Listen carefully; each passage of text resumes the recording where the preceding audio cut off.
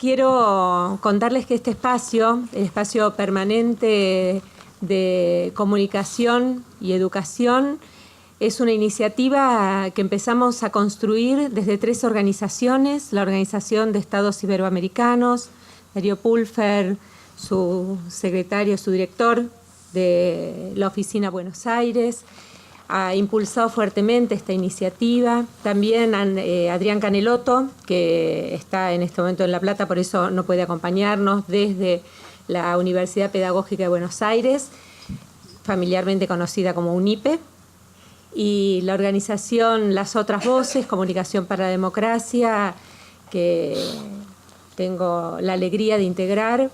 Venimos trabajando y pensando en este proyecto y llevando adelante esta construcción desde la imaginación primero, desde la experimentación con espacios el año pasado, por ejemplo, con el encuentro realizado con Jesús Martín Barbero, y ahora con la decisión de construir un espacio que podamos compartir con muy diferentes perfiles, con académicos, pero también con funcionarios, con representantes de organizaciones sociales, que nos ayuden a pensar este gran desafío que implica comprender para incidir en la trama que se teje entre la comunicación y la educación, una trama que nos atraviesa a todos desde múltiples lugares, como docentes, como ciudadanos, como estudiantes, como madres, como padres,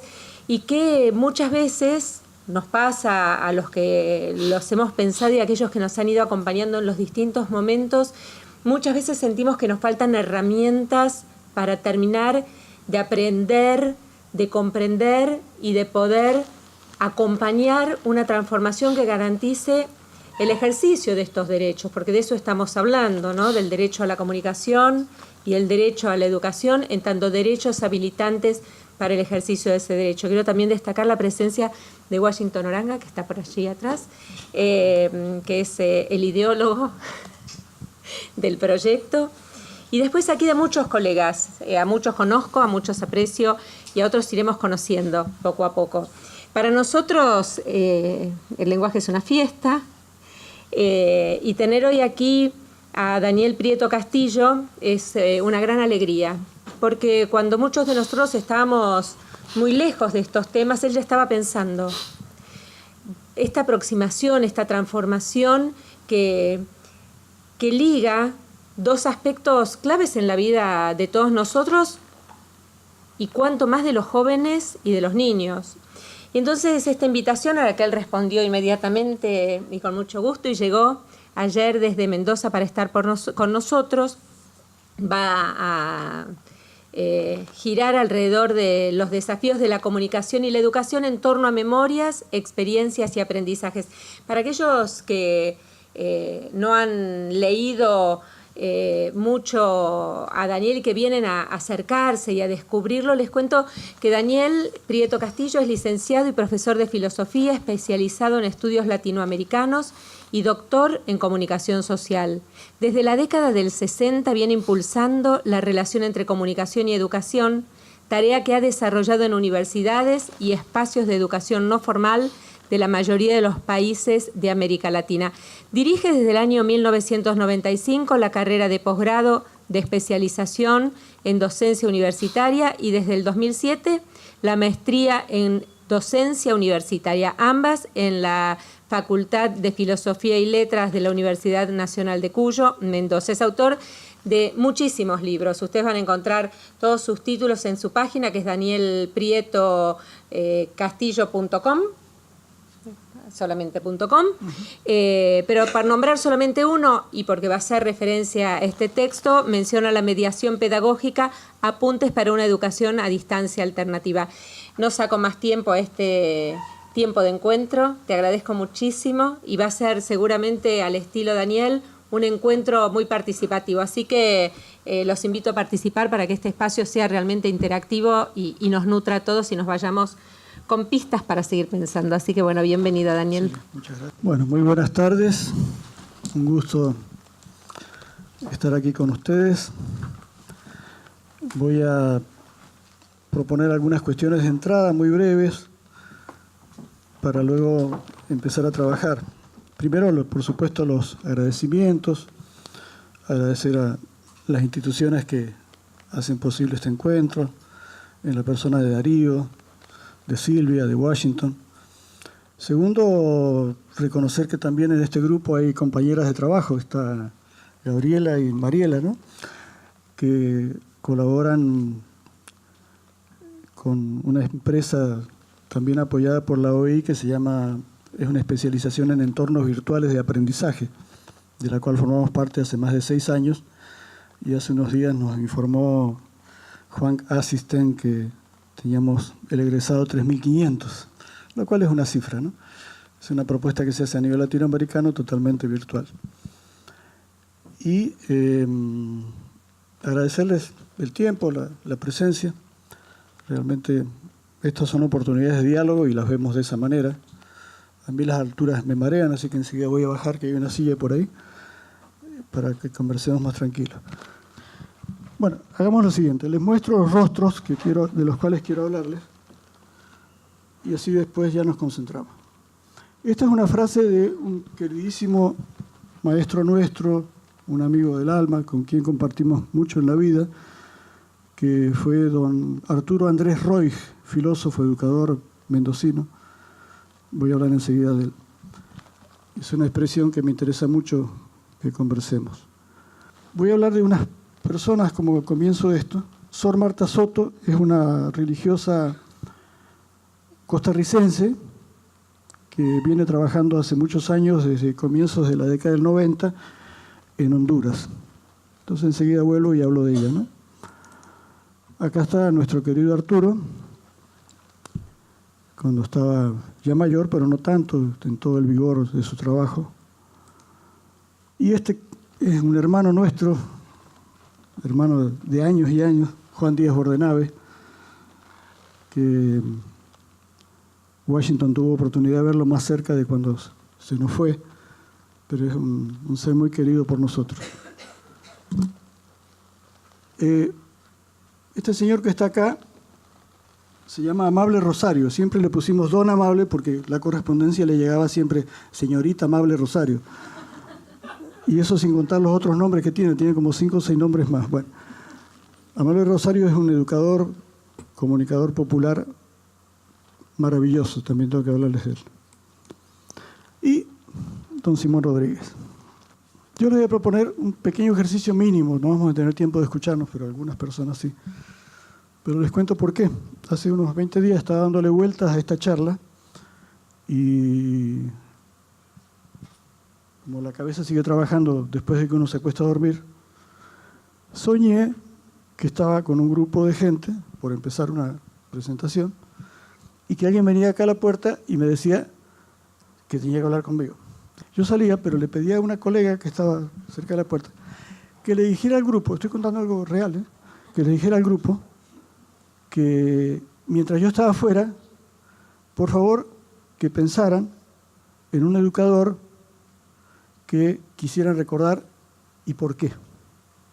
Tal cual, ¿eh? Entonces me desperté y dije, así empieza la conferencia, así empieza la reunión. Y así armé lo que les acabo de mostrar de las fotos, así que vamos a charlar sobre eso. Entonces es muy simple, nada, 3 segundos, 3 minutos. Un educador o una educadora que uno recuerda o que hubiera querido conocer, etcétera, y por qué. Es una cosa breve, si me hacen el favor de pensarlo y escuchamos unas pocas participaciones. De alguna manera me tocó trabajar en algunos momentos con ella y hablaba por allá por los años 80 de producciones multidisciplinares y multimediales. A mí me hubiera gustado conocer al maestro Luis Iglesias, un maestro, director de escuela, inspector en la provincia de Buenos Aires. Fue inspector de mi mamá cuando mi mamá era maestra, el autor de Polvo de Estrellas y la Escuela Rural Unitaria. Y me hubiera gustado que el maestro Iglesias hubiera vivido en épocas de tecnologías digitales. Un clásico, Paulo Freire, que todo lo que él escribió y su metodología puede aplicarse y adaptarse plenamente a la educación en medios. Humberto Eco. A ver. Humberto Eco, A ver. que creo que a través de su interpretación de la semiología que lo aplicó en la comunicación ha hecho un gran avance en cuanto a la apertura mental, de cómo ver la comunicación. Los mayorcitos leíamos Apocalípticos Integrados a fines de la década del 60. Acabo de leer el libro último de la novela, muy interesante. Enrique Dussel, por enseñarnos a considerar una visión desde Latinoamérica y una nueva pedagogía a partir de lo latinoamericano. Me parece que como filósofo es una figura muy importante que diseñara como para tener así dentro de nuestro... Sin duda, claro. Comprovinciano, mendocino también, gran amigo muy querido. ¿Alguien más? A ver. Alberto Maestegui. Ajá. Fue, junto con Sábato, el escritor del libro sobre la pedagogía de las matemáticas, que toda Latinoamérica aprendió a aprender matemáticas a partir de esos libros y física. Aquella famosa relato, pero no está ahí, que dice el amigo que le pedía que le explicara la teoría de la relatividad, ¿no? Y Sábato le bajaba un poco el nivel. Entonces al final el amigo, ya entendí. Y Sábato le dice, sí, pero ya no es la teoría de la relatividad. Voy a empezar con Arturo. ¿Por qué Arturo Roig? Bueno, filósofo, escritor, una producción enorme en el contexto de América Latina, con sus propuestas sobre pensamiento latinoamericano, sus propuestas pedagógicas. Arturo fue nuestro profesor en la década del 60, en la licenciatura, y tenía dos virtudes que me parecen muy importantes para estos temas que vamos a trabajar acá. La primera es que él se comprometía en un esfuerzo personal porque quienes se acercaban a él crecieran intelectualmente. Yo me considero uno de esos privilegiados que pudo acercarse a Arturo para crecer intelectualmente. Eso me parece algo maravilloso. Y la segunda, su mirada en totalidad. Era, sin duda, un pensador maravilloso, pero a la vez tenía una gran capacidad de gestión. Tenía una gran capacidad de pensar la totalidad de un sistema y ayudarnos a pensar, bueno, si vos estás acá, ¿qué más hay en todo esto que hay que tomar en cuenta para trabajar, ¿no? Entonces, en estos procesos que vamos a conversar, alguien que tenga una mirada de ese tipo nos parece muy importante. Sor Marta Soto. Hay una serie de organizaciones en Centroamérica que tienen que ver con lo que se llama el maestro en casa, que está basado en la vieja tradición de la enseñanza de la radio, de escuelas radiofónicas. Entonces, una por país. ISER, Costa Rica, IGER, Guatemala, IER, Honduras. Y a Sor Marta tuve oportunidad de conocerla en 1969, en un encuentro que hubo en Costa Rica. Y de ahí ella se iba, después de haber estado trabajando mucho en Guatemala, a fundar el IER en Honduras. Hablábamos más temprano con Washington de lo que era y es Honduras, sobre todo en aquel tiempo. Honduras es un país que tiene dos grandes ciudades y hacia adentro usted empieza a caminar y si puede, hay feudos por todos lados. Un lugar muy, muy duro en ese sentido. Sor Marta llegó a Honduras y yo, por las cifras que hace unos 3 años, tiene arriba de 50.000 estudiantes trabajando, metidos en el campo que se quieran imaginar ustedes. Llegó sin nada. Entonces, ¿por qué Sor Marta acá? Por un tema que me interesa mucho, que es la voluntad. Es una mujer de una inmensa voluntad y de una inmensa voluntad de comunicación. Juan Díaz Bordenave, 2 temas, ¿no? Acá hablo de la mirada, de sus ojos, la dulzura, su capacidad constante de educar. Era un educador por los gestos, por todo lo que hacía, ¿no? Y sobre todo por 2 cuestiones que estuvieron presentes en toda su obra: la espiritualidad y la claridad. Cuando digo la espiritualidad, digo su espíritu. Estábamos una vez en un encuentro con nuestro amigo Gabriel Kaplún en Uruguay y había una mesa de trabajo, estaba lleno un teatro ahí. Entró Juan y había unas muchachas sentadas al lado mío y empezó a hablar y realmente se sintió una energía que circulaba, ¿no? Yo le comenté a esta chica, es el espíritu de Juan, esa espiritualidad que él tenía, ¿no? Juan decía, a quien lo quisiera escuchar, y no estoy jugando a nadie, pero me parece muy interesante lo que él planteaba, que él no se consideró nunca un investigador, sino un divulgador. Fíjense, sigue siendo en muchos aspectos una de las figuras más importantes de la comunicación en América Latina, de aquella promoción. Juan Díaz Bordenave, Luis Ramiro Beltrán. Pero él se negaba sin rubor alguno a presentarse como investigador. Tenía libros, 15, 20 ediciones de su libro de Educación a Distancia, en portugués traducido. Parece que es un tema muy interesante. Tengo otro nombre acá, y acá debo plantear que lo incluí con mucho sentimiento de no tener más información de esta persona que voy a mencionar ahora. Incluso no puse la foto, porque no recuerdo ni su apellido. Yo soy muy dado a tomar notas de lo que me va pasando en el día. He buscado las libretas de aquella época, que fue en el mismo seminario donde estuvo Sor Marta, hacia el año 89 en Costa Rica. Me quedó solo el nombre de esta persona, se llama Lorenzo. Y hubiera querido anotar más, por ejemplo, su apellido, o por ejemplo haber tenido una foto. No tengo nada, he dado vuelta todos mis materiales. Lorenzo era un indígena guatemalteco con un cuerpo de lo que le había dejado la desnutrición, que trabajaba en el IGER, Instituto Guatemalteco de Educación Radiofónica, y era este tipo de gente que una vez que avanzaba un poco en los estudios empezaba a apoyar a los amigos, a la gente que venía atrás de él. Fue un seminario como de 15 días, que estábamos todo el día juntos, comíamos, calladito miraba, y un día me tocó sentarme a la mesa con él, y ya no me quería parar más yo de esa mesa, porque me empezó a ganar su capacidad de comunicación y su capacidad pedagógica. Nos podríamos haber ido con Carlos Cortés, otro querido amigo, y este querido Lorenzo hubiera hecho mucho mejor las cosas que nosotros. ¿Por qué? Tenía una capacidad narrativa asombrosa, todo lo volvía narración, personajes, tenía un humor maravilloso, historias mil. En un momento determinado le iba a caer a la casa los que ya sabemos quiénes son los que caen, y enterró un libro de Paulo Freire y se olvidó de ponerle una bolsita de plástico, así que al tiempo que lo fue a buscar ya estaba comido por la humedad. En fin, mil historias ahí, ¿no? ¿Por qué este hombre? Por esa capacidad de actitud lúdica, la alegría de comunicar, de vivir, de compartir. Don Amable Rosario. Amable Rosario es un amigo queridísimo, hemos trabajado mucho juntos, que no hay manera de sacarle una entrevista o una historia de vida. Cuando uno le va con esas cosas, dicen, no vengas con esas vainas, y lo saca corriendo uno. Es dominicano, ¿no? Pero vive hace muchos años en Costa Rica.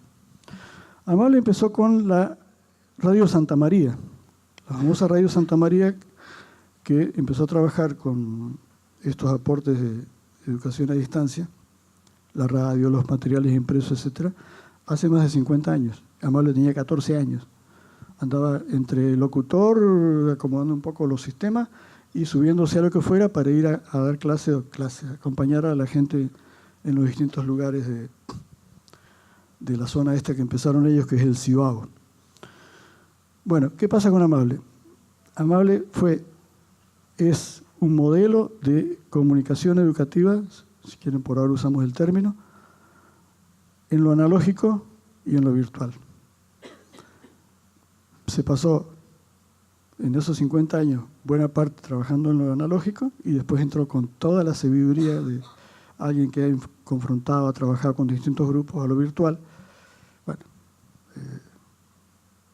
qué sé yo, por ejemplo, la experiencia que tienen allá en Costa Rica con el INA, Instituto Nacional de Aprendizaje, capacitando miles de personas, etc., ¿no? Y Amable lo que tiene, bueno, acá y puede dar fe, a ver, 3 palabras, señor, para recordarnos. Gracias a la pista que me diste de poder encontrarme con él, yo sí tengo su historia de vida, y un relato de su vasta experiencia en Latinoamérica, especialmente en Centroamérica. Es un hombre, digamos, con un espíritu encendido, diría yo, ¿no? Después de tanto tiempo, digamos, de trabajo, un hombre sereno, diría yo también decimos acá los porteños, de bajo perfil, porque es un hombre que no quiere de alguna manera trascender. Y el material que nosotros hemos recogido como organización es muy rico y obviamente va a estar a disposición de todos los que realmente quieran conocerlo amable, ¿no? Su trayectoria fundamentalmente es la radio. Es decir, es la radio pasando por todos los procesos de lo que después fue o se llamó la educomunicación, ¿no?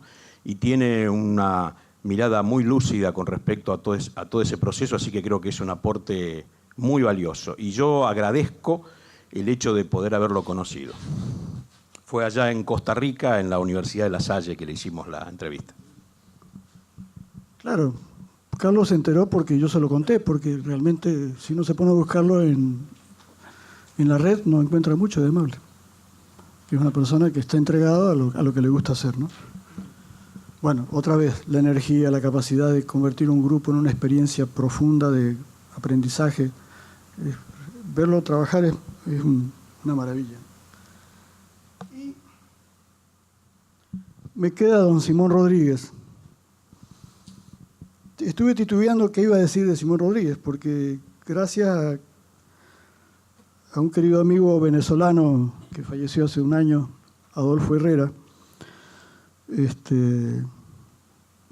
lo terminé de descubrir. Bueno, un día les cuento la historia, pero cuando me metí con Simón Rodríguez, yo estaba trabajando en Ecuador y casi me echan de 2 lugares, del trabajo y de mi casa, porque conseguí la obra completa de él y me perdí en el buen sentido de la palabra más de 7 meses en esa obra maravillosa. Terminé escribiendo un libro que se llama Utopía y Comunicación en Simón Rodríguez. Entonces yo decía, bueno, voy a poner en el texto lo que me tocó vivir con el libro. Pero me puse a buscar y encontré lo que Bolívar dice de Simón Rodríguez en una carta que le manda a uno de las personas en aquella época. Lo menos que hizo Simón Rodríguez fue ser maestro de Bolívar. Eso fue lo menos que hizo. Porque es un hombre con una... Fue un hombre con una mirada para nuestras tierras, con una capacidad... Y fue un hombre, y ahora paso a Bolívar, que siempre se definió como educador. Él era un maestro, con una sabiduría inmensa, con una capacidad inmensa, pero nunca cedía de eso, ¿no? Por eso digo, me meto yo acá, no, preferí. Entonces dice Bolívar, cuando él estaba regresando de Europa a la América revolucionaria en ese momento, Bolívar lo llamó, con otras palabras lo digo, pensando en que este hombre tenía que armar el proyecto educativo de las nuevas repúblicas. Y dice entonces Bolívar, a don Simón Rodríguez, dele usted dinero de mi parte, andaba siempre pobre, que yo le pago todo para que me venga a ver. Yo amo a ese hombre con locura. Fue mi maestro, mi compañero de viajes y es un genio, un portento de gracia y talento para el que lo sabe descubrir y apreciar. Con él yo podría escribir las memorias de mi vida. Él es un maestro que enseñaba divirtiendo. Él es todo para mí. Fíjense la frase de Bolívar. Bueno, esta es la primera parte de este encuentro, que tiene un sentido que voy a tratar de ir organizando en los pasos siguientes. Pero la base de esta primera parte es la pregunta inicial o la afirmación inicial en palabras de Arturo. De los estudios a los estudiosos. Todo lo que voy a tratar de compartir con ustedes está cobijado por esta afirmación. Estaba por decir antes, cuando usted preguntó a quién podíamos recordar, un recuerdo muy vivo que yo tengo. Yo estudié en la Universidad de Buenos Aires, terminé mi carrera en el año 58. La última materia la hice con el profesor Riccieri Frondizi, un personaje muy importante y muy interesante desde el punto de vista de la comunicación, porque nos atraían las clases de él y sin embargo era una persona muy seria, muy correcta. ¿Puedo contar una anécdota? Claro. Para que se vea esto. Mientras yo cursaba eso, me casé. Estábamos yendo a clase con el profesor Frondizi. Entonces, como yo sabía que el día de la clase de él yo no iba a poder ir, y todos estábamos muy ansiosos por ir, y él conocía, pensé que iba a extrañar, éramos pocos alumnos además. Entonces fui y le dije, mire doctor, la semana que viene yo no vengo porque me caso. Bien, gracias. Cuando llego a la reunión siguiente, su única reacción fue, buenas tardes señora. Lo pinta perfectamente como era. Era así, muy sólido, muy sobrio, pero decía mucho. Y nos llegaba a todos esa actitud de él. Fue una de las materias que yo más quiero y unos profesores que siempre me acuerdo de todas las cosas de él.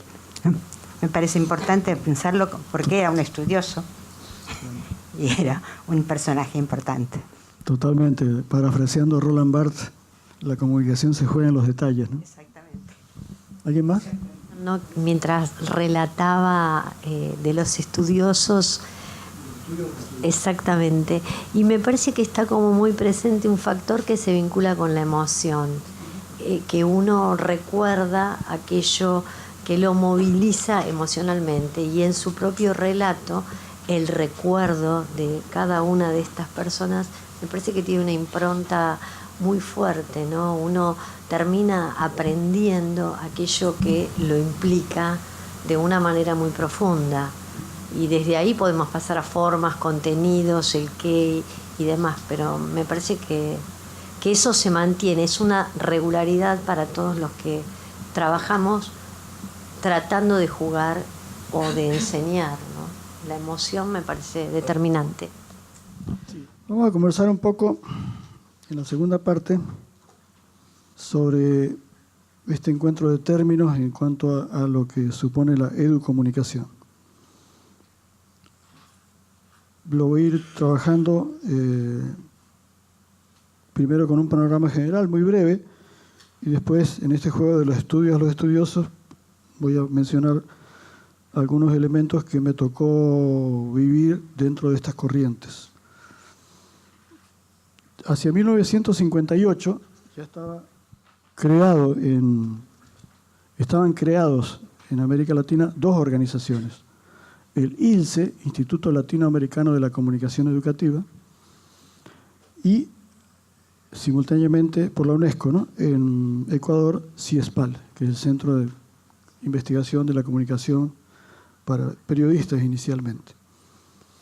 Yo tuve la suerte de trabajar en ambas organizaciones, en México y luego en Ecuador. El ILCE estaba ligado fuertemente a la tecnología educativa de entonces, así que había un equipo de profesores que preparaban filminas y escritos para alimentar las tecnologías de aquellos tiempos. Y en ese momento entonces la expresión era comunicación educativa. Y después se sucedió una serie de propuestas que habría que revisarlas una por una, voy a mencionar algunas cuestiones, pero siempre en ese juego de comunicación y educación. Muy tempranamente la propuesta, muchas de ellas las recoge y las analiza Jorge en el material que les entregué, que están ligadas a lo que se llamó la pedagogía de la comunicación, lo que supuso muy de entrada a comienzos de la década del 70 el análisis de los medios, la lectura de medios, la lectura crítica de mensajes, lo que se empezó a trabajar con respecto a la entrada de los dos textos del año 71 que aparecieron simultáneamente en Chile, la primera edición, aquel de Para rayar al pato Donald de Matelar y Dorfman, y el mismo año también la extensión o comunicación de Paulo Freire. Es decir, la gente, en mi caso, que yo vengo desde los años 67, 68 en este caminar, teníamos un horizonte que estaba muy ligado a comunicación y educación. Esa era nuestra búsqueda.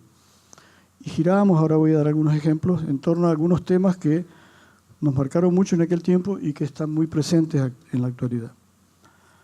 Es decir, cuando aparece el concepto de educomunicación es a fines de los 70, que lo propone, entre otros, pero la que lo institucionaliza es la UNESCO.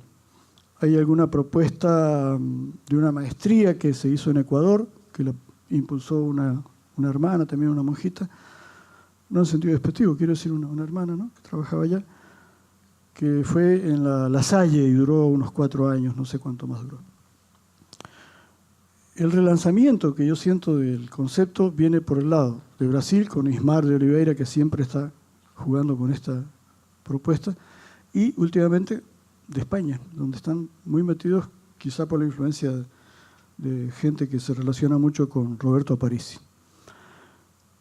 Yo no me voy a pelear con el término, lo que quiero decir es que para nosotros era un juego entre comunicación y educación, y hasta ahora me dicen, bueno, usted es un comunicador. Bueno, sí, no me molesta el término, pero creo que habría que revisarlo. De hecho, Jorge hace un análisis muy interesante en la grabación que le propuse, donde dice, bueno, cuidado que buena parte de este juego que propone la educomunicación tiene que ver con la vieja estructura instrumental de ver cómo mejoramos, etc.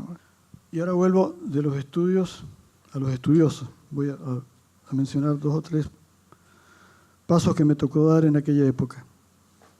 En Mendoza, a fines de los 60, trabajábamos con talleres con maestros para hacer lectura crítica de historietas y, de una manera muy incipiente, libros de texto. Veíamos estereotipos, veíamos cómo se presentaban los personajes, veíamos de qué manera se pintaba una situación, cómo se resolvían, etc. Eso pudimos llevarlo a un plano distinto de discusión cuando en la década del 70, en el 73, nos tocó, con un grupo de amigos, hacer una transformación de los planes de estudios de lo que era entonces la Escuela de Periodismo de Mendoza. Esa escuela había sido fundada con materiales que mandaba CIESPAL a los países. Fundamentalmente la recibían incluso sindicatos de periodistas. Le llegaba a uno un paquete completo con el programa, o sea, lo que podría ser una línea curricular, el programa de cada asignatura y hasta los libros. Era con un auspicio fuerte de la Fundación Ford, era la escuela norteamericana, muy marcada, y así uno tenía que poner a los profesores y fundaba la escuela. Tal cual, no estoy ironizando, eran así en muchos lugares. En Brasil todavía quedan algunas estructuras que fueron montadas entonces. Nosotros en esa transformación de la década del 73, en esos 2 años que pudimos trabajar en esta experiencia, hasta que llegó lo que ya sabemos, no encontrábamos una terminología para jugar entre la comunicación masiva y una comunicación personalizada cara a cara. Entonces trabajábamos el concepto de comunicación intermedia, porque queríamos crear una carrera, una orientación en comunicación universitaria y otra en comunicación municipal. Esto, nadie se recibió de eso. Cuando se produjo el golpe, todo eso desapareció. Hablábamos de comunicación intermedia. Y esa comunicación, planteamos que estaba dada, fíjense bien, por la participación en la elaboración, decíamos, ni siquiera decíamos producción, de mensajes, por la eliminación de sistemas unidireccionales que corresponden a los medios y por la necesidad imperiosa de disponer de información para orientar la situación en acción en determinadas situaciones. Bueno, dentro de eso entonces tratamos de acercarnos a propuestas que podían venir de la semiótica, a propuestas que podían venir de algunas búsquedas de aquel tiempo en comunicación grupal, en fin, otros temas que podríamos conversar, pero fue un ejercicio muy fuerte para nosotros, por supuesto todo lo relacionado con las cuestiones políticas, sociales de la época. En el año 1978, ya en México, el primer libro que publiqué se llamó Estética. Y fue un texto que escribí porque la universidad, la UNAM, convocó a profesores de esa institución a elaborar materiales para la secundaria. Entonces, yo estaba en el área de filosofía, nos llamaron con un grupo, nos dijeron, bueno, mire, todo lo decide el autor, bibliografía, contenido, nosotros no nos metemos en eso, Pero hay una sola condición.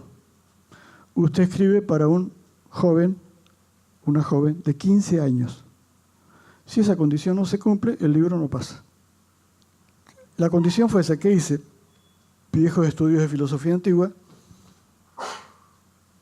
metía en mi texto, que eran unas 100 páginas que nos pedían, un personaje que cada vez que yo como autor abría la boca, el personaje me contradecía. Y así, en ese juego de discusión interna, se hizo el libro, se publicó, etc.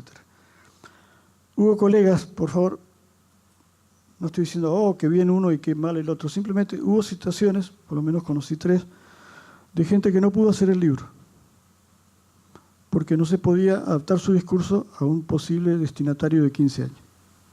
La primera versión le salió muy extensa, nos pedían unas 80, 90, 100 páginas. Era muy difícil armar una propuesta de este tipo. Bueno, ahí en ese texto aparece un concepto que estaba muy fuerte en aquella época y no termina de salir de escena, que es el concepto de lo kitsch, el arte vulgar, el arte relacionado con todo esto que tiene que ver más con lo ornamental, en fin, toda una temática. De alguna manera eso estaba en el libro que se mencionó de Eco. Y era un texto muy marcado, justamente hablando de una creación artística distinta a la gran creación, pero como crítica, ¿no? Voy a mencionar 2 más, no creo que voy a seguir con esto, si no se van a terminar aburriendo, pero un año más tarde yo publiqué un libro que se llamó Retórica y Manipulación Masiva. Retórica y Manipulación Masiva. Muchas gracias. Sí, pedí un café de salvataje para cuando baje el azúcar. Ese libro es totalmente producto del momento y de la época. Es un libro donde, si ustedes quieren, y en términos más duros, hacer una pintura de los estereotipos que manejábamos entonces, están todos en mi libro. Se los presto y lo pueden resolver. Desde el título, ¿no? Manipulación masiva. Hay una cantidad de elementos ahí, con elementos de la antigua retórica que están en el libro, marcando lo que podía significar todo esto en función de maneras de ver otras formas de realidad, de comprenderla, de analizarla. Yo creo que esto, lo quiero plantear ahora, es una marca que tenemos hasta ahora, y no le estoy diciendo no sirve o deja de servir, pero sí toda aquella búsqueda de una lectura crítica ha atravesado décadas. ¿Y saben en qué me baso? Sobre todo en que el libro se sigue vendiendo hasta ahora.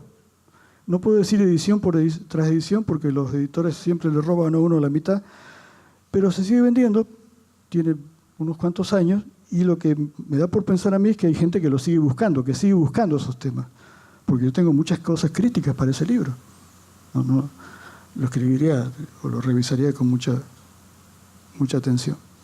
Por eso digo, este tema me interesa mucho, ¿no? Cómo hay algunas cuestiones que se mantienen, a pesar del autor en el sentido que lo estoy planteando. No voy a hacer aquello de decir, bueno, retiro lo que dije, allá el libro son cosas de él, pero sí cómo hay búsqueda de esos materiales, porque se vende en México y se vende mucho. En fin, un tercer texto que se llamó Discurso autoritario y comunicación alternativa.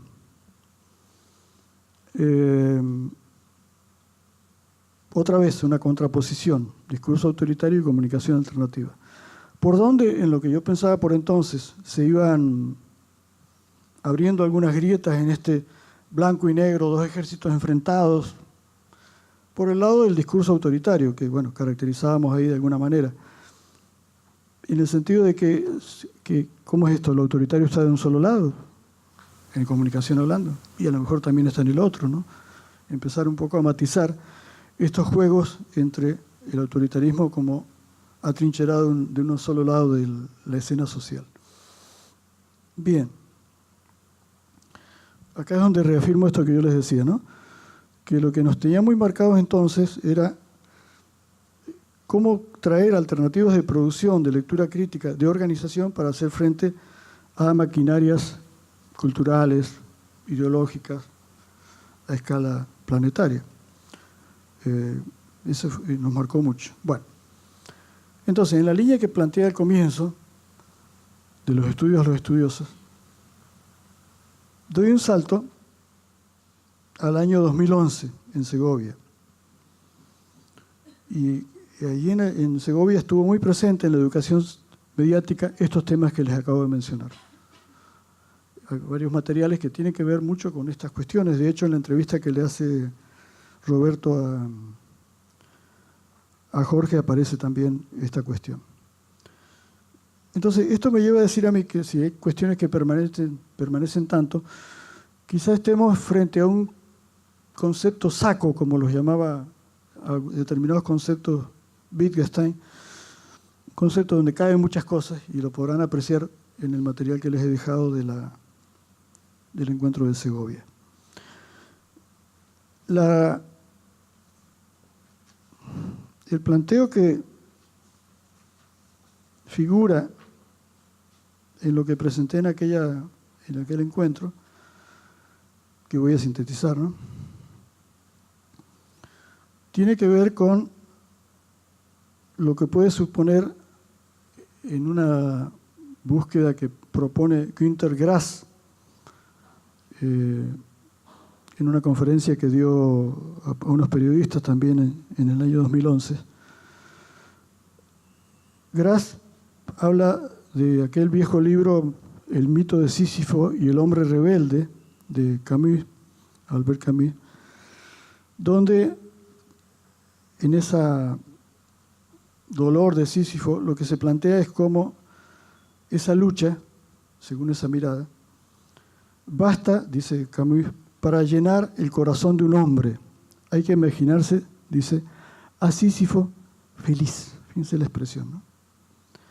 Bueno, insisto, sintetizo, pero Grass toma esa afirmación y plantea que la tarea de Sísifo es echar a rodar las piedras como una forma de resistencia, de rebeldía que no se agotará jamás.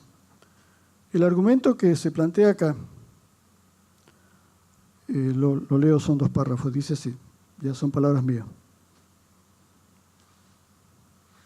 Lejos estamos de los excesos de una misión comunicacional, educativa, centrada en la tarea de entrar a la conciencia ajena para despertarla, para abrirla a la luz, para guiarla hacia la verdad. Nadie transforma su ser y sus haceres por algún mazazo a la conciencia. Tales procedimientos son, entendemos, violentos, aunque se amparen en propósitos pretendidamente maravillosos. Lejos también estamos de algunos conceptos sujetos con alfileres, como si pudiera uno transferir la capacidad crítica a través de unas pocas categorías llamadas a demitificarlo todo, como si se pudiera dotar a los demás de un mecanismo infalible para hacer saltar las verdades y las maldades ocultas bajo la superficie de los mensajes. Lejos, en fin, de una pedagogía empecinada solo en la denuncia, que no deja nada con cabeza, ni títeres, ni humanos, ni relatos, ni instituciones. Y sin embargo, uno no cesa de trabajar siempre en un diálogo con conciencias ajenas, en una búsqueda de instrumentos de lectura, en un esfuerzo de echar a rodar verdades como las que señalaba Grass en su escrito. El problema sigue siendo la forma de impulsar ese trabajo. Hay un concepto que manejamos nosotros en nuestra tarea en un posgrado allá en Mendoza que mencionó Silvia, voy a volver sobre eso, que es el concepto de umbral pedagógico. Concepto muy instrumental para nosotros. La especialización es para docentes universitarios, así que les proponemos el concepto de umbral pedagógico. Simplemente todos los seres tenemos umbrales. Algunos se abren, otros son más cerrados, algunos son umbrales de relación, de comunicación con los demás. Y el argumento que nosotros ponemos es que el umbral es una delgada línea de luz que siempre estamos ahí moviéndonos sobre ella. Si nos alejamos no servimos para nada y si nos aventuramos muy adentro, invadimos. Entonces, un poco decir, y los educadores andamos en ese umbral. Esa es nuestra realidad. Por una invitación que hubo en Buga, en Colombia, hace unos cuantos años, era un seminario dedicado a analizar materiales impresos que eran enviados al medio rural para llevar la información o lo que quieran a la gente de los sectores campesinos. Bueno, habíamos hecho un estudio, una investigación de materiales, y fui con ese concepto de umbral.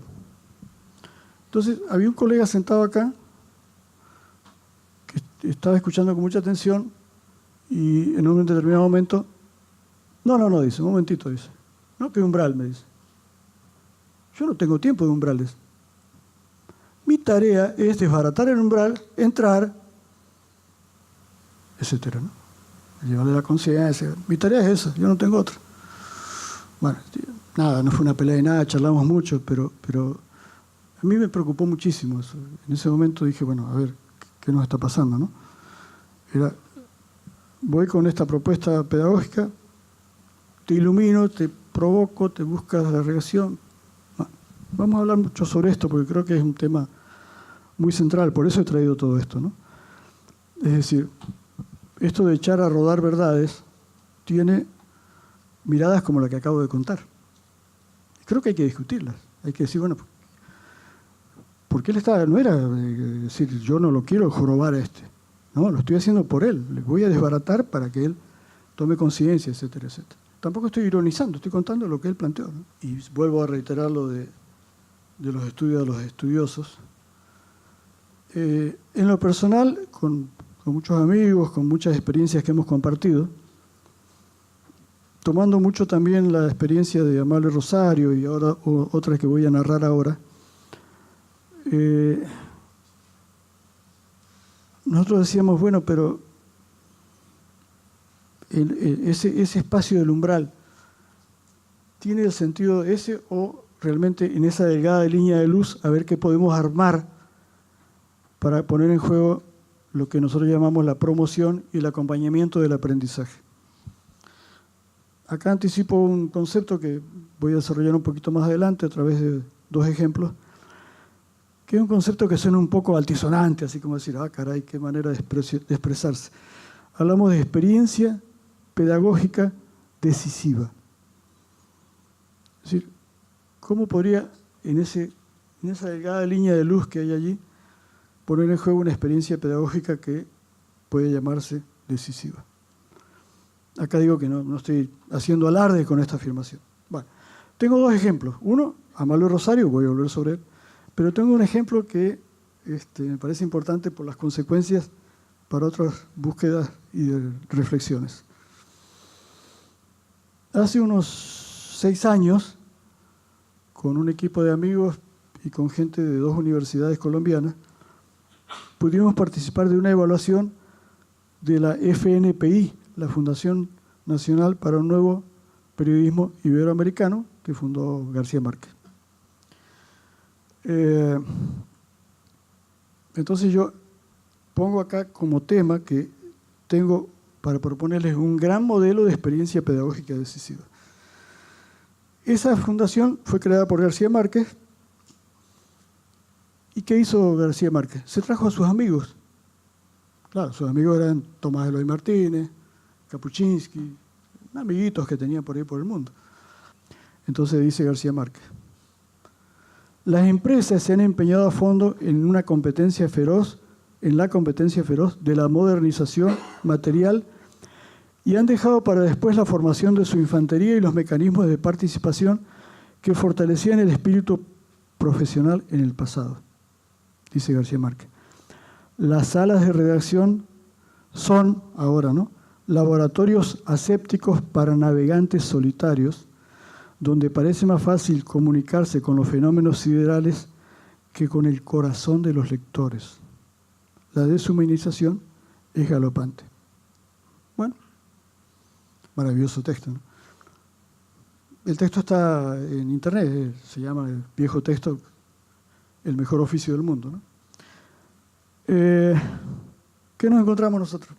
Nos encontramos un proyecto que no decía una palabra de educación, que no decía una palabra de pedagogía y que no tenía por qué decirla, con una capacidad maravillosa pedagógico-comunicacional, como pocas nos tocó analizar en algunas investigaciones que hemos hecho por ahí. Maravilloso. ¿Por qué? Y porque si venía Tomás Eloy, traía por delante su obra, se juntaban 1 o 2 semanas y empezaban a dialogar sobre lo que tenían, sobre su propia obra. Ahora estoy leyendo otro ejemplo maravilloso, que lo comentábamos con Silvia Washington y Darío. El libro que ha salido no sé cuánto hace, me lo regalaron hace unos días, de las conferencias entre comillas, las clases entre comillas, que dio Cortázar en Berkeley, dialogando con un grupo ahí de alumnos. Maravilloso texto. ¿Por qué? Porque Cortázar era Cortázar, llevaba su obra, llevaba su inmensa capacidad de comunicación y lograba lo que andamos soñando por todos lados porque ya tiene la obra. Y es una obra en clave comunicacional. Entonces, lo que se vivía en la fundación y se sigue viviendo es un lugar donde se reúne la gente a pensar juntos, a trabajar juntos, a buscar juntos, con la experiencia de un maestro que trae una gran información, pero que no viene, comillas, a darles clases, sino que viene a decir, miren, yo he hecho esto, ¿qué les parece? Y hacían alguna investigación en la zona, en Cartagena, han dado talleres en otros lugares. Lo cierto es que, en ese sentido, después de la investigación nuestra, pudimos hablar con alumnos, en fin, con toda una cantidad de gente que pasó por esos talleres, nos acercábamos a lo que supone esta caracterización de experiencia pedagógica decisiva, que es un encuentro educativo tan pero tan intenso, tan maravillosamente comunicacional, que cuando sale uno de ahí ya no es el mismo. Nadie es el mismo al final de ese espacio pedagógico. Amable Rosario, cuando lo dijiste, productor de radio, trabaja en radio, dice en el taller, ¿no? Cuando no se logra un clima de alegría, ello se traduce en el programa producido. De un ambiente rígido salen mensajes pesados, sin capacidad de llegar a la gente. Por eso tratamos siempre no solo de aprender radio, sino de aprender convivencia, colaboración, comprensión mutua, etc. Estoy intentando trasladar una experiencia pedagógica decisiva al ámbito de las estructuras educativas tradicionales. Y me cuesta, es decir, me cuesta pensar esto. Ayer vengo de una reunión en un lugar cualquiera, donde las pautas, por ejemplo, de lectura, están reguladas por horas y minutos y segundos. Digo, ¿cómo se puede articular esto de las experiencias pedagógicas decisivas en estructuras tradicionales? Yo voy a dar 2 ejemplos de la pregunta que se está haciendo, pero voy a tener que aclarar por qué puedo dar esos ejemplos hasta ahora.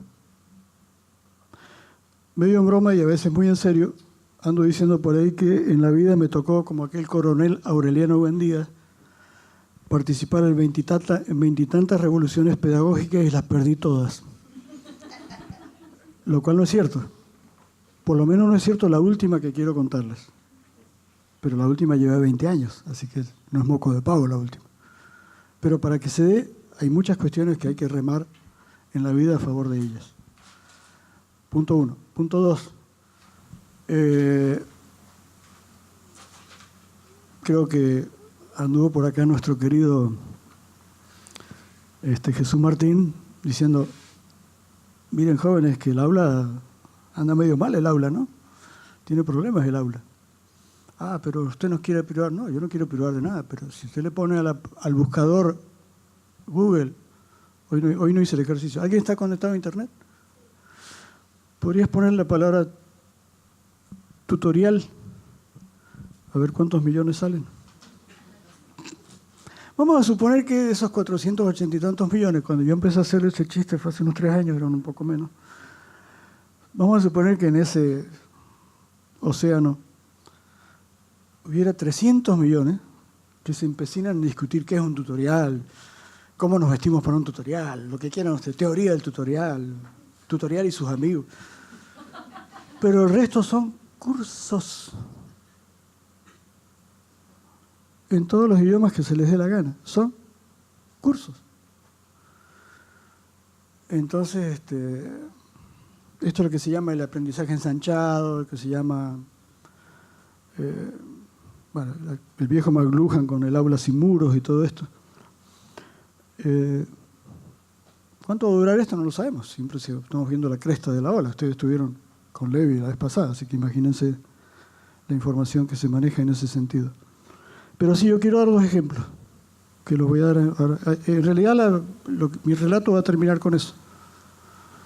Bueno, yo también fui docente de comunicación educativa en la Universidad Nacional de Entre Ríos, donde funciona una de las más antiguas carreras de educación. Y se había fundado la carrera de comunicación social, íbamos la mayor parte de los docentes de Buenos Aires. Se intentó crear un área de confluencia entre comunicación y educación porque se daba la extraña, para mí, sorprendente situación, porque me tocó precisamente esta cátedra fundar de comunicación educativa, que se pretendía hacer un área de confluencia, de interrelación entre las 2 carreras con miras a una orientación cuyo plan de estudios contribuía a elaborar, pero que nunca se llegó a ella. Quedó esta cátedra ahí. Que los alumnos de educación cero comunicación, y que los alumnos de comunicación, 0 educación. De modo que yo empezaba mi primer clase, donde tenía de ambas carreras, con el esquema de la comunicación telegráfica, ¿no? Emisor, mensaje, receptor, y les preguntaba, ¿qué reconocen ustedes en esto? Bueno, esto es conductismo puro desde el lado de la educación. Y lo de educación, y planteaba algún esquema de conductismo y lo de comunicación. Entonces, bueno, estamos muy mal realmente. Y a poco de andar y a poco de hacer experiencia y aprender yo también y tratar de indagar qué era lo que pasaba, que había este abismo en un lugar donde no tenía por qué haberlo, porque realmente empezamos a ver que desde el lado de la educación los chicos tenían mejor formación metodológica, aún desconociendo todo sobre comunicación, pero que para ellos la comunicación era una cosa instrumental, meramente instrumental. Yo, especializada en el campo audiovisual, estudié televisión educativa, etcétera, trabajé en México, hice cursos en el ILSE, toda la historia que ya conocerás. Y sobre todo un gran prejuicio acerca del audiovisual, una serie de estereotipos acerca del audiovisual. Entonces, esto que pretendía ser un área de intersección, o que pretende ser un área de intersección, todavía sigue en pañales, y todavía lo que a mí me sigue sorprendiendo, no me deja de sorprender, desde la educación, porque trabajo con docentes, desde una ONG, etcétera, etcétera, desde la educación se sigue considerando a la comunicación y sobre todo al audiovisual como algo instrumental, vehículo de contenidos educativos, llámese de historia, para hacer más entretenida la enseñanza, para que los alumnos, no se aburran tanto, o en muchos casos directo rechazo. Todavía no se termina de entender, y a mí me gustaría saber cómo encontrarle la punta a este ovillo, que esto supone para la educación un nuevo campo de conocimiento, que como nuevo campo de conocimiento, el audiovisual, que es el núcleo de las nuevas tecnologías, de la información y la comunicación, es el eje de la convergencia, ¿ya?, de los procesos de convergencia, es un nuevo campo de conocimiento y como tal es multidimensional, no es un instrumento para comunicar contenidos educativos. A ver si podés ayudar en esto, Daniel. Lo que sí me interesa agregar es que todos estos son procesos que, como dice García Márquez, cuesta mucho que los hagan solo navegantes solitarios, porque son procesos donde o hay una convergencia de seres humanos. Las disciplinas no andan solitas por el aire, son la gente, ¿no?, para pensar juntos y a ver qué se puede encontrar como camino. Pero seguimos charlando sobre eso, ¿eh? Yo te escuchaba, Daniel, y una de las cosas que vos dijiste al comienzo, dijiste y le pusiste un título, de los estudios a los estudiosos. Y ese tránsito, de alguna manera, significa, o lo que yo entiendo, es reinstalar al hombre, a la persona, y reinstalarla desde la lógica o desde la mirada de todos sus sentidos. La pregunta y la duda es, ¿cómo hacemos para pasar de los estudios a los estudiosos cuando gran parte de los que dicen ser estudiosos están formateados por los estudios? Sí, a ver, un camino, una alternativa es lo que voy a narrar, las dos últimas experiencias que voy a comentar. Pero la tarea nuestra como educadores es tratar de crear entornos para que el camino se produzca. Y uso el concepto de entorno, porque los entornos no son solamente digitales, son analógicos también. Un entorno tradicional es el seminario. Arturo nos decía, mire, en el laboratorio, en las ciencias duras está el laboratorio, pero en las ciencias sociales está el seminario. Y el ideal de una universidad es que en las ciencias sociales se trabaje en seminario. ¿Dónde, decía Arturo? Alguien con algún grado mayor de saber e información trabaja con los demás para pensar juntos. Es decir, ese es el seminario.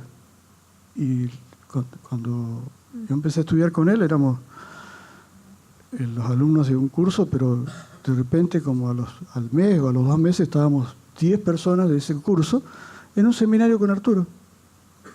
Nos regaló un material por ahí, no me acuerdo de qué autor español, por ahí lo tengo todavía.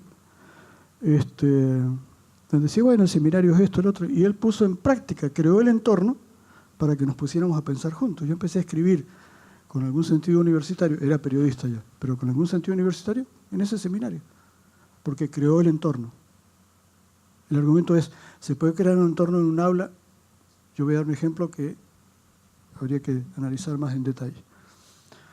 Pero lo que está en juego acá es, bueno, ¿cómo hacer de los estudios a los estudiosos para que no se pierdan los estudios, por supuesto, pero en ese ambiente? Bueno, el texto dice, bueno, yo tengo que narrar tomando un título de un viejo libro de Silvina Bullrich, un momento muy largo, libro que tiene unos cuantos años.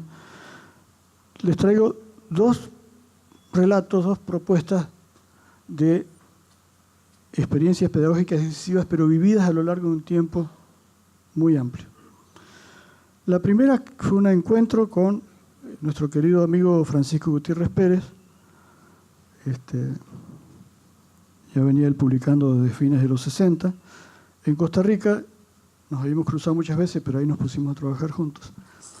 Y tuvimos la posibilidad de colaborar con 2 proyectos en Guatemala con las universidades Rafael Landívar, que es de los jesuitas, y San Carlos de Guatemala, que es la nacional.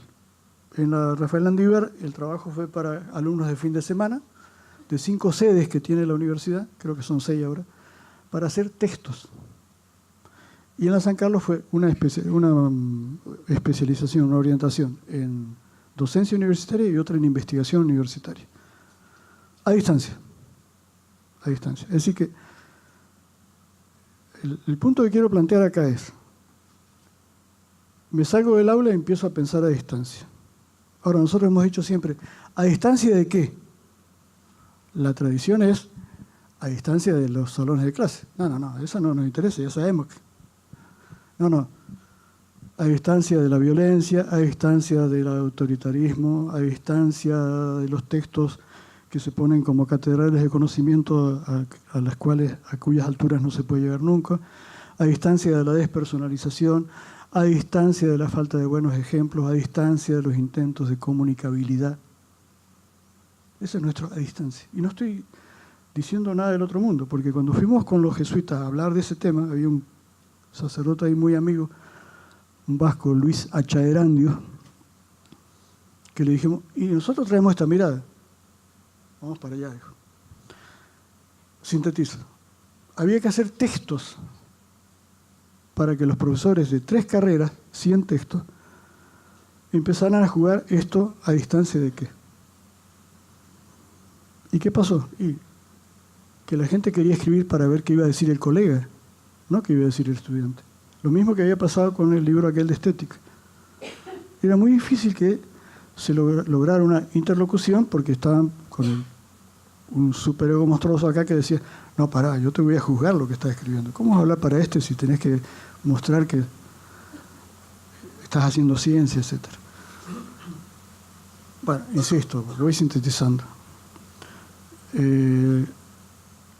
Los primeros tiempos fueron muy duros porque era muy difícil ese tránsito hacia la interlocución, hacia todo lo que nos preocupa como comunicación desde un libro impreso. Cuando nos ha caído la coneado al comienzo del segundo ejemplo que voy a dar, bueno, ¿y qué tecnología usan? Y yo saqué esta y les mostré un libro. Digo, porque es una tecnología, ¿no? Después vamos a ir usando las que nos hace falta. Bueno, en aquel tiempo eran libros de texto. Estoy hablando de 1987. Trabajamos 6 años, salieron los 100 libros. En el camino, dábamos talleres para tratar de un poco flexibilizar esa estructura, porque la gente hiciera su texto.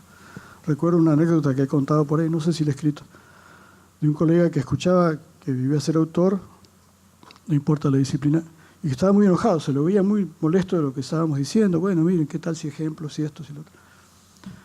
Entonces había preguntado 2 o 3 veces de mala manera que no entendía, y al final se suscitó un diálogo así, yo estaba coordinando en ese momento, se puso de pie y dijo, ¿usted me quiere decir que yo tengo que escribir para que mis alumnos me entiendan? Y yo, al borde del infarto, así, pero realmente como si me hubiera dado una cachetada, le dije, sí. Avanzó hacia la puerta mientras decía, muy enojado, yo no escribo para que mis alumnos me entiendan. Se fue. Bueno, pero fíjense ustedes, fue muy interesante como experiencia. En el camino empezó a aparecer la palabra mediación. Pero mediación en este sentido, de cómo alguien podía adaptar su texto a un interlocutor que una vez cada fin de semana y que le daban clase 4 horas seguidas, esos disparates así, para que él tuviera un libro que lo acompañara, que dialogara con él, que pudiera encontrar sin bajar los contenidos. Bueno, hay 1000 anécdotas. Tuvimos uno que estuvo las 2 primeras sesiones de un taller que damos y desapareció, un matemático. Y dijimos, uy, y nos mandaba correo. No, ni correo, nos hablaba, qué sé yo. No se preocupen, yo voy bien. Llegó con su libro de matemática, maravilloso. Empieza con el libro. Cuando yo era chico, mi mamá me leía, para análisis matemático, me leía cuentos. Uno de los cuentos que me leía mucho era La leyenda del Cadejo, de Miguel Ángel Asturias, premio Nobel guatemalteco. Y después me puse a leerlo, a releerlo. Y un día me di cuenta que Asturias usa palabras cortas y largas. Se pone a jugar con las palabras cortas y largas. Y después se pone a jugar con la oración. Y después, claro, los alumnos se comían, se devoraban el texto, porque se trajo a la matemática, a la literatura. Es decir, empezamos a manejar un concepto que este hombre había empezado a mediar desde otro horizonte de la cultura. Se traía otros conocimientos a su espacio para mediar desde ahí. Bueno, nada. En un momento determinado ya estábamos hablando de mediación pedagógica. En ese sentido, no sé, de la experiencia. El libro que comentó Silvia fue un punto de llegada, no de partida. Y ahí anda el libro dando vueltas. Hay muchos temas en relación a la comunicación y la educación como relacionalidad, la mediación de contenidos, prácticas de aprendizaje. Nosotros decíamos hay que mediar las prácticas, hay que decirle a la gente qué le está pidiendo que haga. La mayor responsabilidad de un sistema educativo, de un sistema nacional educativo, con todas las divisiones internas que puede tener un sistema nacional educativo, la mayor responsabilidad que tenemos los educadores, cada uno en particular, es aquello que le pedimos a los demás que hagan para aprender. Esa es nuestra mayor responsabilidad. Porque yo te puedo pedir cosas que te humillen la inteligencia, que te hagan perder el tiempo, que te confundan. Entonces, toda la discusión en torno a cómo mediar las prácticas de aprendizaje. Bueno, camino largo. ¿Qué teníamos? Apoyo político de toda la universidad, gente que hizo los textos y que se fueron introduciendo de aquella experiencia a la sede central. Y de repente los textos que se usaban allá lejos se usaban también en la sede central y había profesores que tuvieron que empezar a meterse en estos temas de pedagogía. Pero bueno, ahora me detengo en la última y a ver si podemos tener unos 10 minutos para conversar. de aquella experiencia, a mí me tocó ser secretario académico de la Universidad Nacional de Cuyo de 1994 a 1997-98. Y propusimos al rector de entonces, el ingeniero Armando Bertranú, un amigo muy querido, tipo con mucha capacidad de gestión, hacer una especialización en docencia universitaria para los profesores de la universidad. Armando no solo lo aceptó, sino que durante los primeros 4 años el posgrado fue gratuito para todos los que lo hicieron. Yo no puedo reconstruir todo lo que pasó ahí. Llevamos 20 años, tenemos 1.850 egresados, y para nosotros es cotidianamente una experiencia pedagógica decisiva. Entonces voy a la síntesis. Posgrado. Por lo tanto, esto no es grado, es posgrado. ¿Cómo? Y sabe que en el grado hay muchas materias, en el posgrado no debería haber tantas materias. Y bueno, pero ¿cómo lo voy a hacer si soy una directora, una secretaria y la gente que entra y sale y da los cursos? Tengo que traer gente, entonces tengo que poner cursos.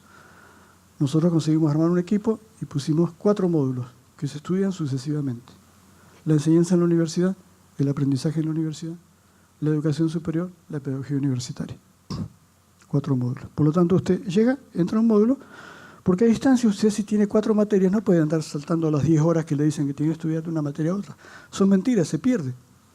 La deserción es terrible en ese sentido. Entonces, 4 bloques. Segundo, el posgrado se aprueba. ¿Alguien tiene un libro? Esas cosas raras que se llama libro, entiendo.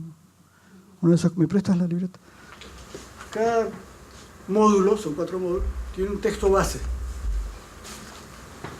Entonces, ahora está todo en la plataforma, pero cuando empezamos era el libro. Entonces, el primer libro de ese posgrado lo escribí yo, se llama La enseñanza en la universidad. Entonces, inauguramos, están todos los colegas ahí, le decimos, ven, les hemos entregado el libro, acá está, ¿lo ven? Bueno, yo lo escribí. Para aprobar, tienen que devolverme un libro escrito por ustedes. Pero escrito como yo escribí el mío, en clave comunicacional. A ese recurso nosotros con Francisco le llamamos texto paralelo, que consiste en un seguimiento y un registro del aprendizaje a cargo del propio aprendiz. Ah, bueno, usted está hablando de cuaderno de cátedra. No. ¿Está hablando de diario? No. No, porque la palabra tramposa nuestra no es paralelo, es texto.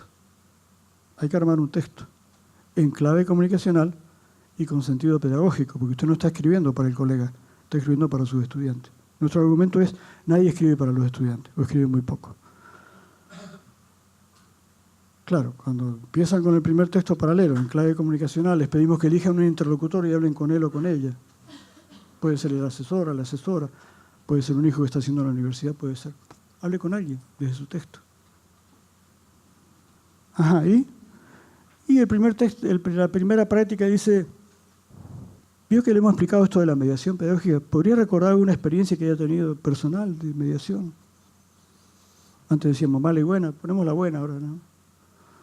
Y empiezan a salir. ¿Qué aflora? La narración.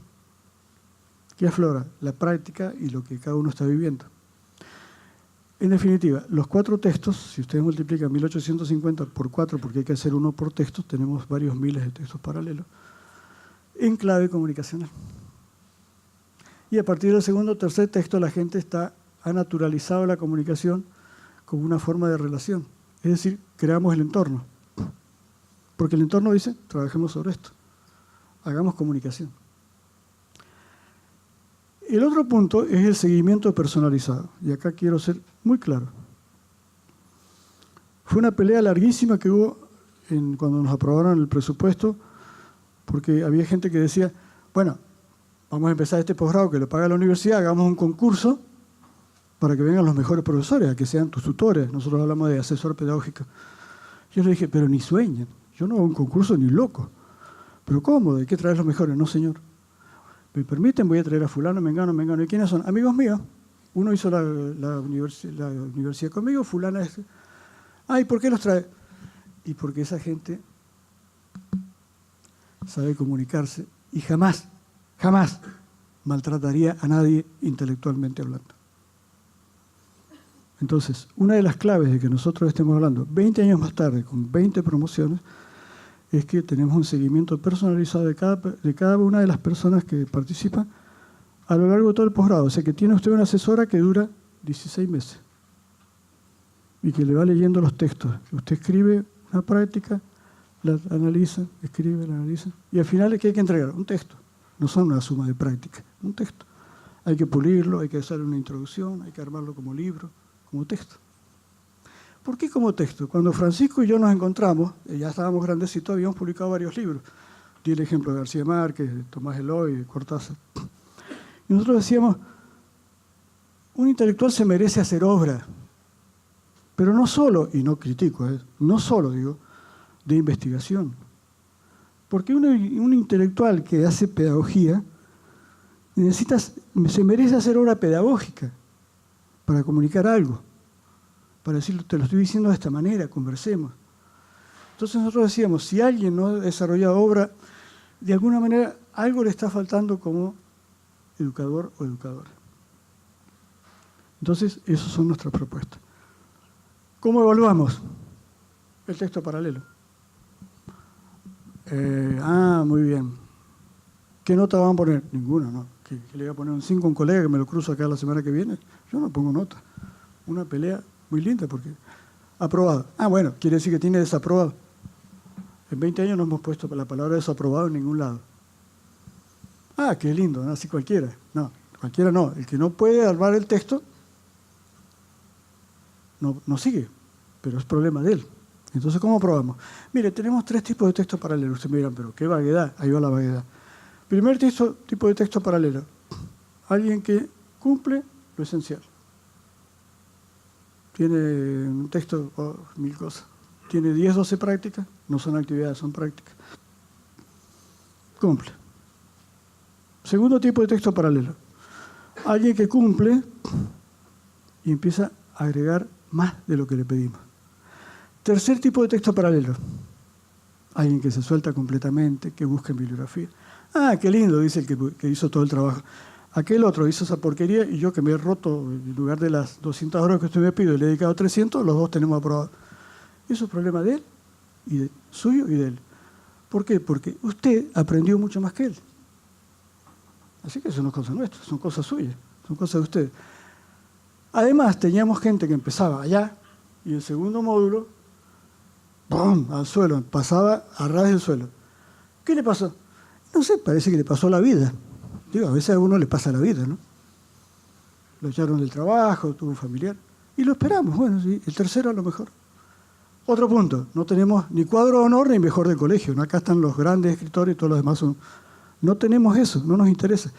Nos interesa, y en esto quiero marcar a fondo, cada persona en particular siguiéndola a ella. Pero ustedes no tienen trabajo grupal. Sí, tenemos algunas prácticas grupales, pero no confiamos en el desarrollo de este intelectual educador a solamente lo grupal. Es un trabajo, cada uno con lo suyo. Entonces el tiempo de la escritura. Pero estamos en la metáfora del libro, qué viejo, ¿no? Ahí vamos. Inauguramos la 20ª promoción el 30 de abril y ahí al grupo que estaba ahí en la inauguración les hablamos de nuestros aprendizajes de estos 20 años. Aprendimos en primer lugar que sin el diálogo con la práctica y la experiencia de cada uno y cada uno de los docentes, no es posible avanzar en ninguna propuesta de transformación educativa. El punto de partida no es una teoría que vendría a iluminar conciencias, no es un conjunto de principios dirigidos a imponerse sobre lo vivido, no es un discurso novedoso en terminología y en bibliografía. En punto de partida es cada educadora, cada educador. O construimos desde ellos y con ellos, o caemos en la ilusión de aprendizaje. Aprendimos que los intelectuales se construyen por el ejercicio de la escritura en la elaboración de una obra con sentido pedagógico. Cultivamos durante todos estos años la producción escrita como clave de la reflexión y de la recuperación de la propia cultura, la personal y la social. Aprendimos a reconocer el valor del tiempo, el dolor de su pérdida en vericuetos burocráticos, universitarios y de los otros, en esfuerzos por sobrevivir a costa de correr de un lado a otro de la ciudad para dar clases. Precisamente ese modo de vida, basado en una aceleración destinada a sobrevivir, nos ubica a los educadores en un ámbito sobre el cual no hemos reflexionado de manera suficiente, el de la soledad. Si nos destruyen el tiempo, si nos quedan al final de cada jornada solo harapos de tiempo, ¿de dónde sacaremos algo de vida para compartir, para comprender de los demás, para ofrecer nuestra experiencia y nuestra escritura? Bueno, yo soy muy dado a incluir poesías. Pedro Salinas, maravilloso poeta español, hablando de la prisa, ¿no? Dice Pedro Salinas. ¿Qué claridades se hallan con la prisa? Por la prisa. La breve del relámpago. Tarda noches la noche en ser auroras. La luz se hace posible. Perdón, se hace despacio. Tarda noches la noche en ser auroras. La luz se hace despacio. Aprendimos que no hay pedagogía posible en la línea de promover y acompañar aprendizajes sin interlocución, que sin educación no hablamos con alguien desde la presencialidad de nuestros escritos, desde la virtualidad, poco podemos contribuir a la apropiación del mundo y de sí mismo, que eso es aprender para nosotros, por parte de nuestros estudiantes. Aprendimos que la base de la promoción y el acompañamiento del aprendizaje es la confianza ligada hasta las raíces en el buen trato. Cuando a mí me preguntan qué soy, yo digo, educador. Ah, muy bien. Silencio. Yo también me quedo callado. ¿Qué enseña? Ah, pícaro, no. Yo no te voy a decir que enseño. Yo soy educador. Porque si le digo que enseño, me legitima por lo que le dije que enseño. Matemáticas, psicología, etc. Educador. Se acaba el diálogo. Y si alguien pregunta más y tiene paciencia, mira, yo tengo una cosa clara. Profesionalmente estoy en el mundo para que los demás aprendan. Si ustedes me dicen que para otra cosa está un educador, nos sentamos a conversar. Pero parece que yo estoy en el mundo para que los demás aprendan. Con entornos, con lo que sea. Entonces, yo quiero hacer una cuestión que hace rato que quería escribir, por eso agradezco esta oportunidad. Porque en realidad yo soy un educador que fue a la comunicación para tratar de mejorar su capacidad educativa. Y no estoy criticando ni señalando nada. Yo soy un educador, lo tengo muy claro desde los 19 años, esa suerte que uno por ahí se le aclara qué quiere hacer en su vida y en su destino, que fue a la comunicación para tratar de mejorar la capacidad de educador. Eso me ha llevado a mí 45 años de mi vida y tengo clarísimo que es una manera de ver la educomunicación o la comunicación educativa o como quieran llamarla. Desde la educación, ¿qué puedo hacer tomando toda esa maravilla de elementos que tengo disponibles a través de la comunicación? Bueno, muchas gracias.